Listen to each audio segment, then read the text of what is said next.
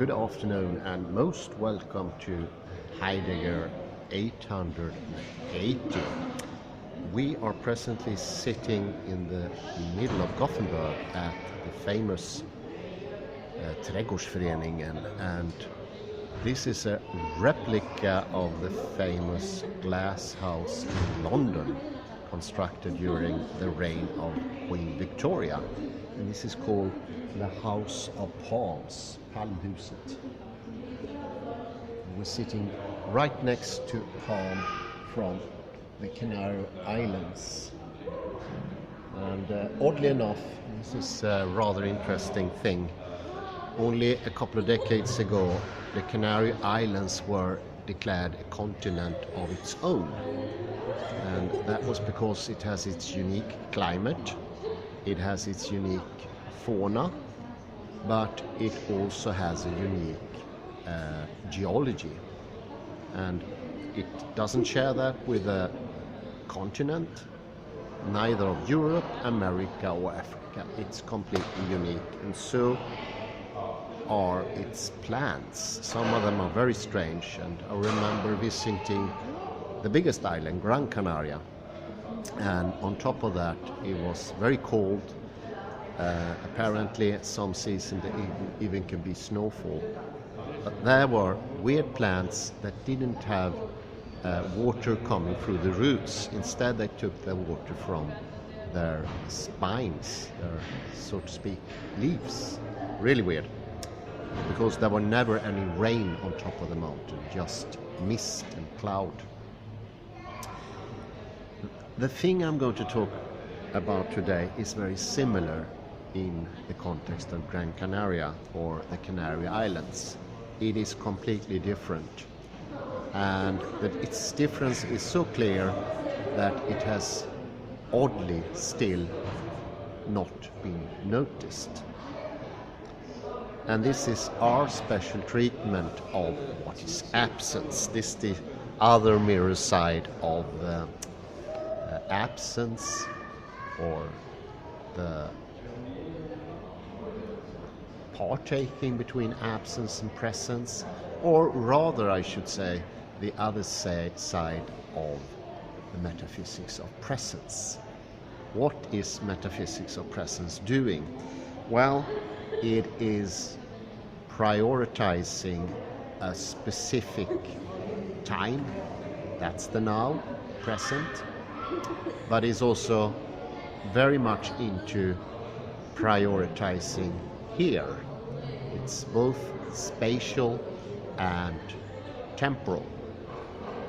But this tendency causes things that we are unaware of until recently, have been unaware of, and that is that we have this tendency to reject or marginalize and even abhor the other, the significant other.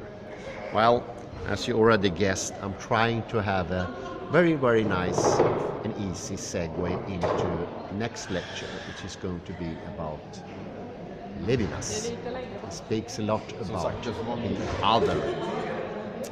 But I would say this other is also quite interesting. The other is what is not present, the absence, but it's also what is not existence, non-existence, emptiness. Whole Western thinking has been a struggle against emptiness, non-existence. This is horror vacui, and it has very significant consequences. One trait I mentioned earlier is that there is a parasitic tendency. If you want to prioritize something, you define it by taking into concern what it's not. Definition gets its force from what it's not, so it's a parasitic relationship. And that means, as Derrida would say, existence is in peril. We are undermining what we want to keep, so to speak. And that is the problem. This is why deconstruction is happening, because by trying to keep something only we get rid of exactly the thing that we want to have. And this you could call the movement of the metaphysics of presence.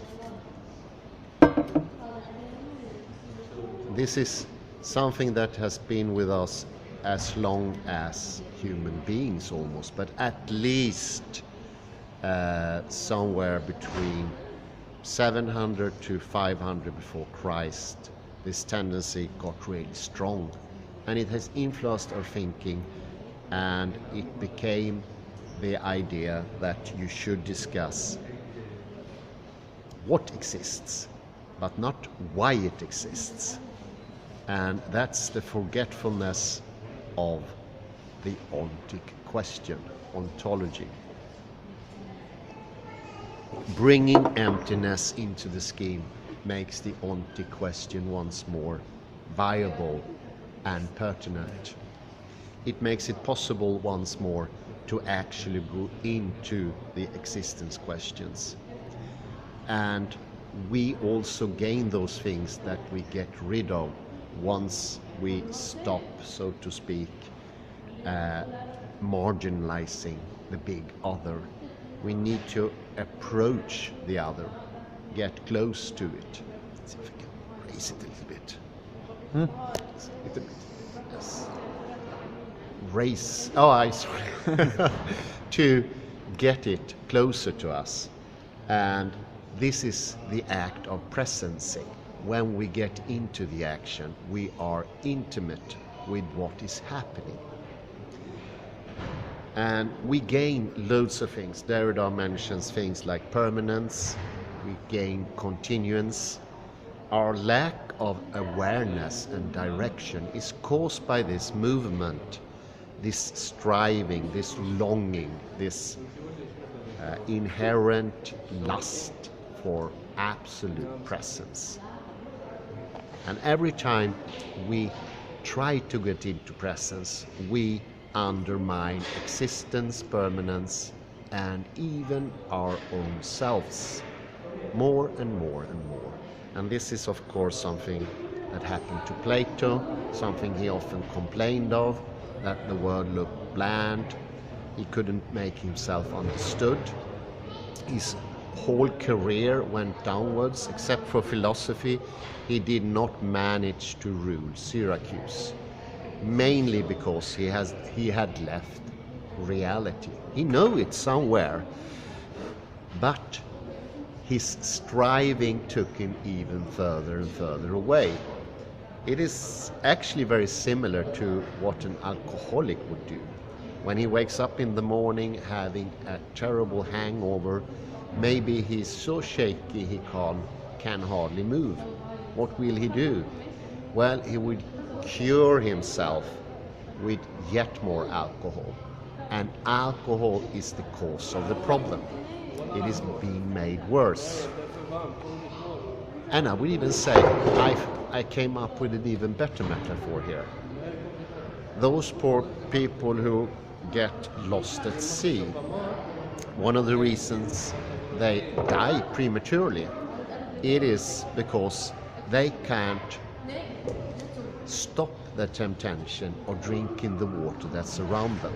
The thirst makes them first so powerful, so they neglect their own intelligence and they start drinking the water around them. And that is usually what kills them. Salt will dehydrate them even more and make the end terrible even. But this is the unresistible need, this striving. And it has taken us during 2,500 years further and further away from the wholeness, the completeness. And this lack is making us more and more persistent in trying to drink the salt water, to seeking more and more presence. And the more we undermine it, the less we get. And we try to get it more and more, and we strive harder and harder. And the harder we strive, the more we lose of this presence.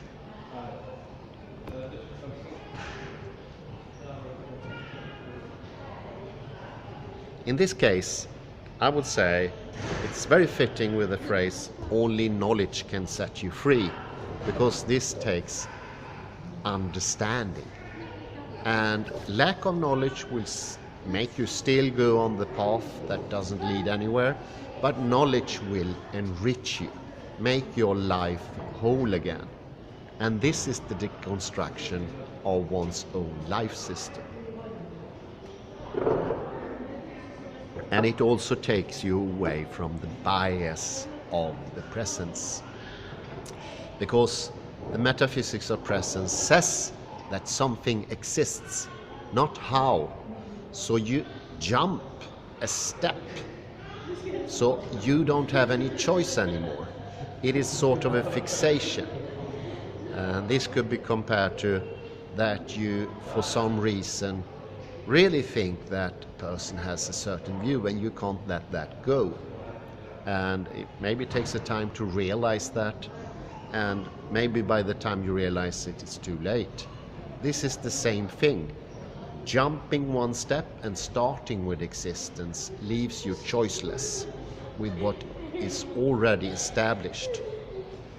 It's a little bit like living in a cage, and the cage wasn't made by you, it was made by your imagination, so to speak, in consort with this tradition.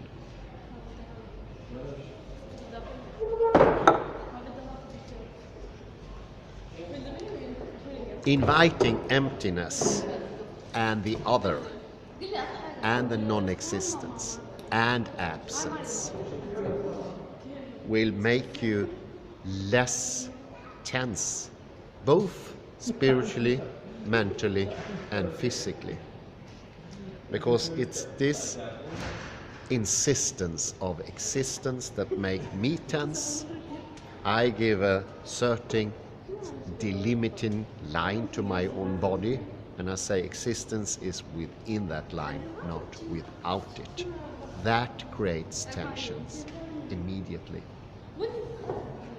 But also in the mind, if I try to hold the subject, I try to define the subject I'm thinking of, and I make delineations. And I said, outside of this subject is absence. This is not what I should be thinking of. I should be only thinking about the thing that is present. And this is what causes lack of awareness, lack of focus. It's the delineation, and one could say this actually cuts attention in half, and it makes thinking very strenuous. Whereas thinking should come easy to you, with this delineation thinking becomes hard. And actually it can even be seen on an MRI. When you have these delineations, usually you are into the delta or even the beta waves, and they show that the brain is not working to its fullest capacity. And it's stressful, it takes a lot of energy, the brain becomes tired easily, your thinking will be hampered by this constant fixation with the presence of a thought, and you need to keep it in your mind, and the more you try to keep it in your head, the more you are losing it.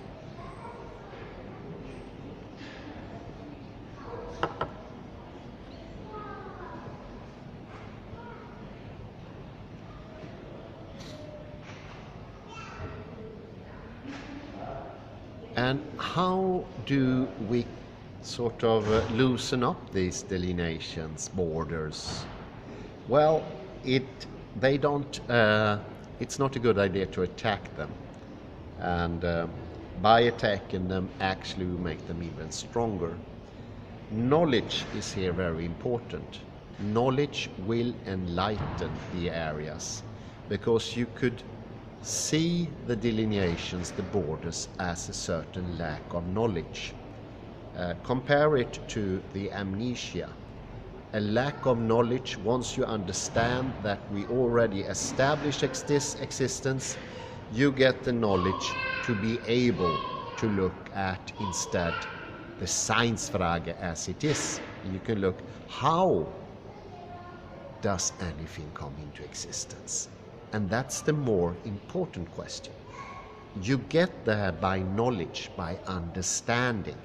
So one can compare knowledge to a shining light, maybe like the light that is penetrating these glass walls here in the farmhouse. And once this light shines on the borders, on the delineations, they become more and more transparent, and you delve into them, and all of a sudden you understand it's a wholeness here. And then you automatically will understand it's no need for delineations. This is the easier path.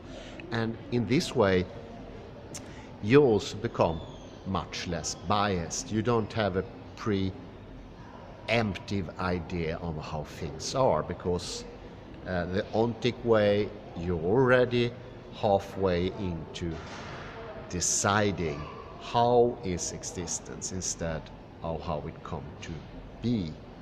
And then you are locked in a way in your thinking, and it's only pondering intensely at these things you will come to the understanding that, wow, well, existence, there's something before existence. There have to be.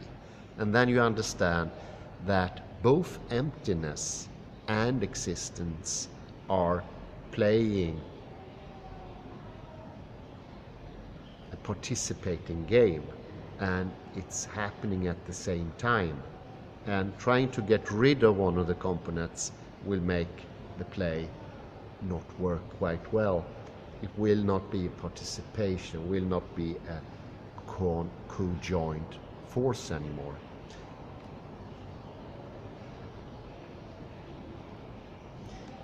And it's actually, I would say, quite literally, you feel that there is more space in your mental sphere. All of a sudden, thoughts pop into existence by themselves, and they allow for the space around them.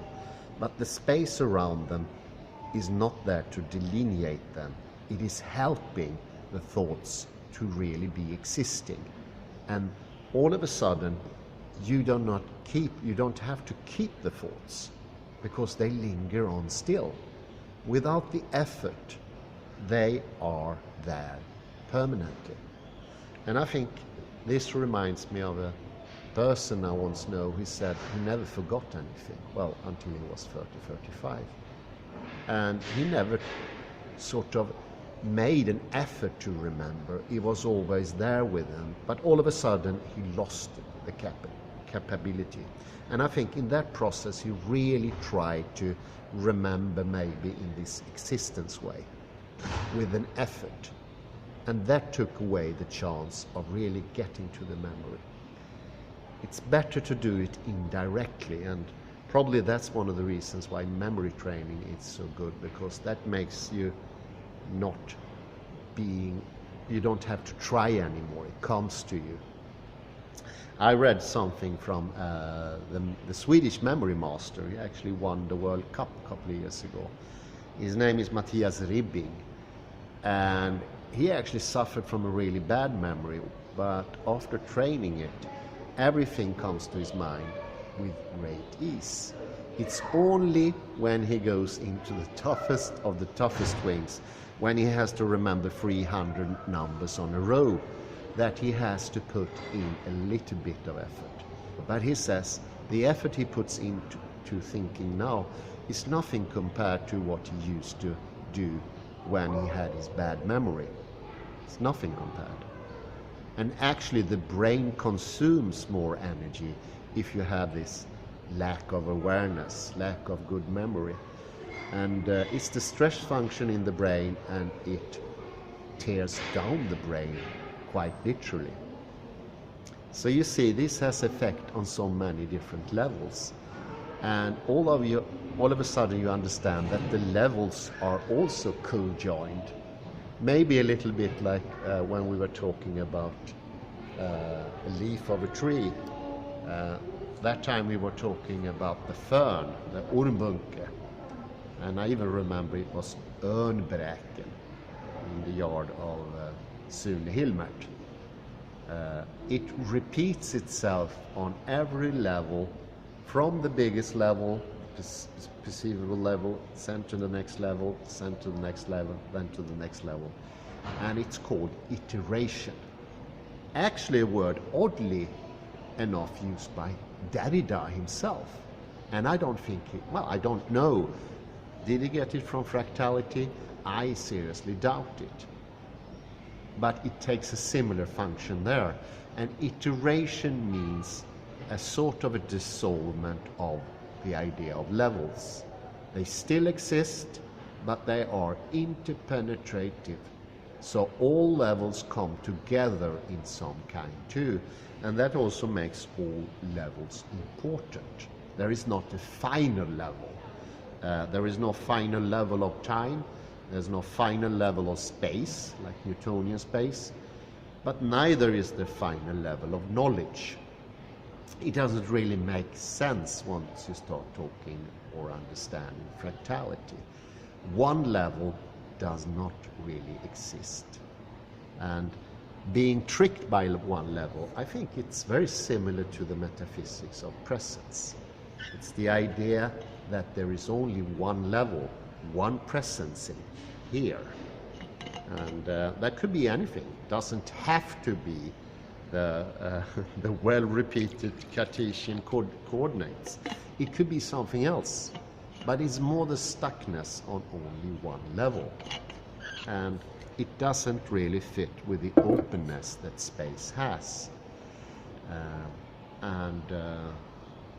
To go down a level, if you might. So when I'm sitting here in the Palm House, I was earlier thinking my concentration will disappear if I take in what's behind me and above me. And that's an idea that still lingers on. But the more I let go of that idea and train to take in space, I sit better, I relax better. I can even, my voice is not that good this day, but it's still better than it would have been on a regular day. It's because I'm taking in space and lowering my voice. But I had some problem with it this morning. And that taking in of space is helping my thinking as well. It clears my mind. It becomes more directed in a way, because this stuckedness on only one level, the presencing, fixation, that makes a poor direction. It takes away the direction of thinking, moving and being, I would say. And it is not iterative in the good Derridian sense. It's more of boring repetitious, the same thing over and over again. And all of a sudden, the more I get into space, I start realizing it's incredibly interesting. There are novelties. Well, of course, in this house of palms, there are loads of novelties. But I'm starting to understand when I make my daily walks, I can choose other paths all of a sudden. That possibility was out of perception before. So just opening up space with my body affects immediately my thinking. And the more space I get in, the more the mental sphere is working. And I was just going to point to a higher sphere. I would say there's a spiritual sphere to this as well. And that's the very possibility of having a higher level. Something that is usually out of bonds with the flat thinking, that all thoughts are on the same level and they are a consistent, coherent, non-contradictory system. Once you allow the otherness, and you can call this emptiness as well, but it's something else. That's the contradiction of what you are thinking yourself. So it's sort of, I try to have a view. Maybe, as I will do later in this lecture, I will attack Jordan Peterson. When I do that, two in a more two-polar way, I will eradicate everything that is Jordan Peterson. Then I get stuck in a polarity. I already get a little bit tense by doing that, and that's a tension of the mental sphere as well. If you take in the other side, the contradiction, the thing you want to contradice, actually it gets easier. You don't have the same opposition to it, and you can go into the question in a manner that is more encompassive and comprehensive, not as sharp. And I thought to myself I would lose sharpness in reasoning, but I began to notice as well, I had to say began, it's not the case. It is more of an open discussion. It's not that sharp, and it's actually easier to, if you're cooperating with the one you are trying to contradict. Well, now Jordan Peterson is not here, but it doesn't really matter. This openness makes my intellect more flexible in a way. It can change position. It doesn't have to be that sharp. Otherwise, if you go into the fight, for instance, you will go in and box with your shoulders already high up, and with height and shoulders in the boxing, you will tell your partner where the swing is coming from, because it becomes obvious once your shoulder is risen. You can see beforehand. Something my old karate teacher Shingo Gamen called "do not telegraph," which we all thought was really funny because nobody of us know what telegraphing was. It's a very old-fashioned term. He was still alive, maybe, telegraphing at his youth, but no longer anybody know what telegraphing was. I think it took me like 5 years until I understood what he was saying, and his pronunciation didn't help otherwise. He didn't say telegraphing, he said telegraphing. Telegraphing. Do not telegraph. Very funny. Japanese people cannot pronounce the letter L. They say R instead, and that made it even worse. But much later I understood. And the metaphor became clear to me. It's like I'm going somewhere and put the telegraph up and I tell somebody I'm coming for a visit. It's good if you're a guest, but it's not so good if you want to throw a punch. You don't want your opponent to know where the punch is coming from. That's the whole idea with boxing. And maybe it's a bit similar in a debate. If I tell the person early on what I'm going to say, it's a bigger chance that the other person will be prepared.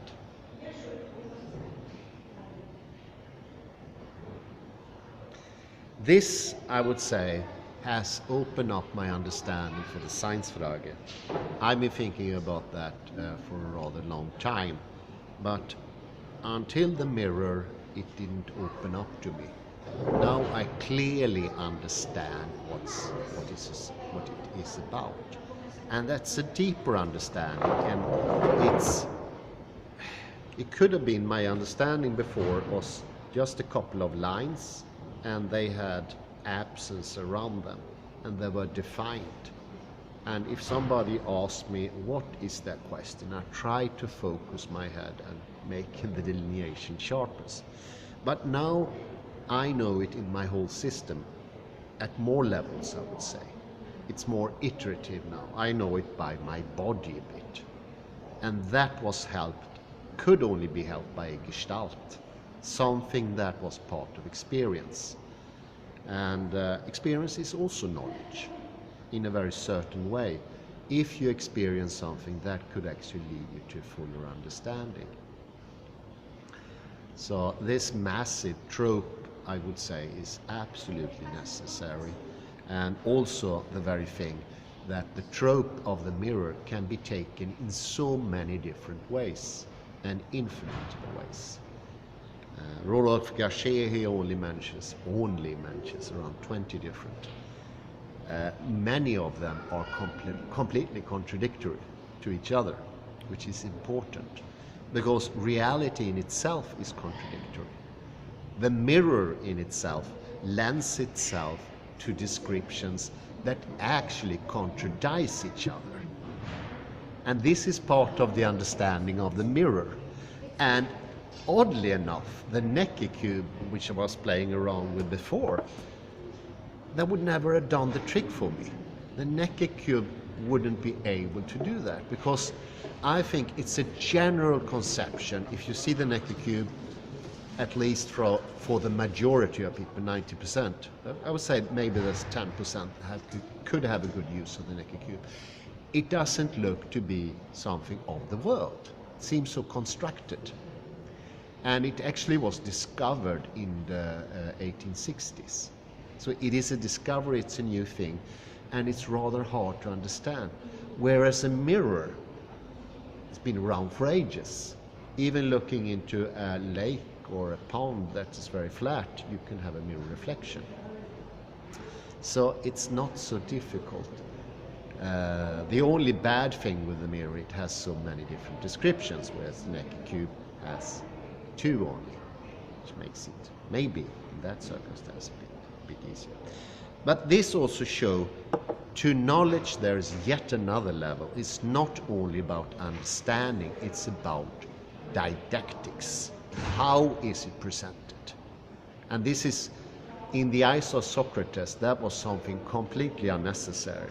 He didn't even go into that area. It was like a no-no zone for him. He didn't even know it existed. But didactics is incredibly important. I would say it's even part of knowledge, because without different experience, you won't get to that knowledge, because you need the whole levels. You need the matryoshka, where the levels are interpenetrating. Reality is not shut off. Each matryoshka is not separate in that way.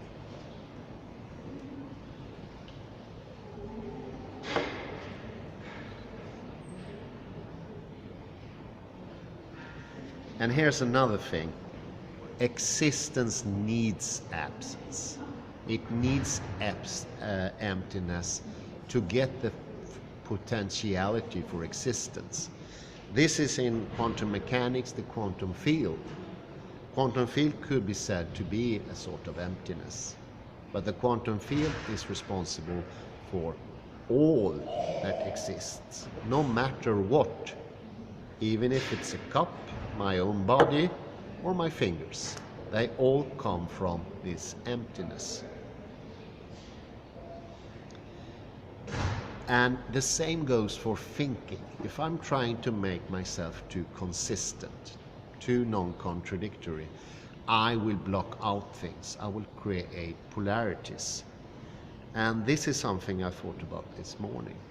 If this is an impossibility, if the project of Hilbert and later Gödel would have succeeded, and you could have, for some mad reason, have made mathematics coherent and consistent, that would have actually killed off mathematics.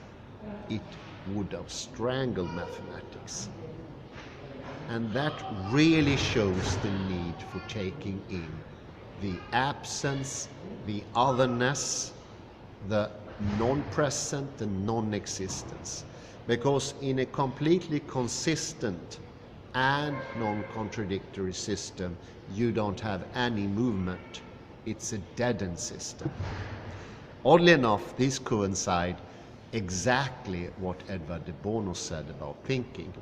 A coherent, non-contradictory thinking is no thinking at all. That is a stillborn thinking, already made from the start. And what he meant when he said, we are being governed by old knowledge, he didn't mean old books or old traditions or old doings. I think Edward de Bono actually meant the science frage in some way. And he could have been actually quite helped by Heidegger in being able to better sort of get his philosophical message through in his specific book, I Am Right, You Wrong, which was his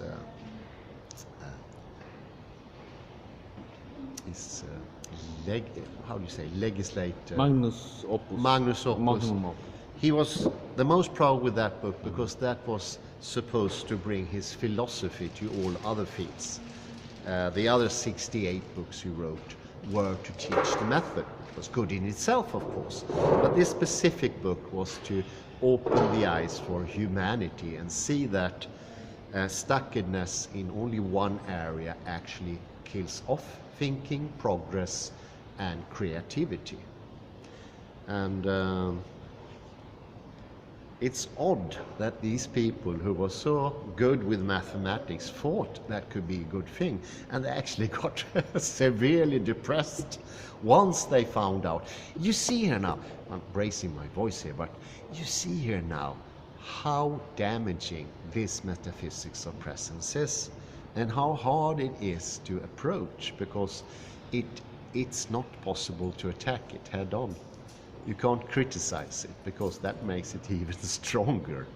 But you can understand it little by little. Some other things, then the understanding will come immediate. The mirror thing was that. Comes immediate, but then it's training. And you learn, so to speak, a skill. I call it the method for, but I would call it the skill, and it's a skill for life, about everything. Because there is no area where you can't use it. I bet you can even use it in gardening. How should you cut a plant without hampering it too much? Because if you cut a plant too much, these plants, some of them have been cut, you will make it very hard for them to survive the spring. But if you don't cut them enough, they will stagnate. Old frames will hinder the development of the tree, so they need to be cut. And the same thing is a bit by knowledge. There needs to be cut somewhere. That's the contradiction to have full presence. If you want to say something, you need to invite what you don't want to say in a bit. Yes, it sounds completely contradictory, but you will not gain anything by painting yourself into a corner and says, that area is out of bound, that area is out of bound, because this is what the thing I negate. In the end, you will have hampered your own capability of actually arguing, theorizing, and analyzing.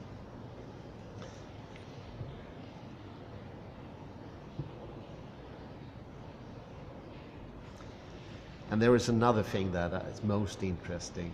A habit of modern man is that preemptive idea of what reality is. And I think that's an inheritance of this forgetfulness. We always think exactly we know what the world is in some ways.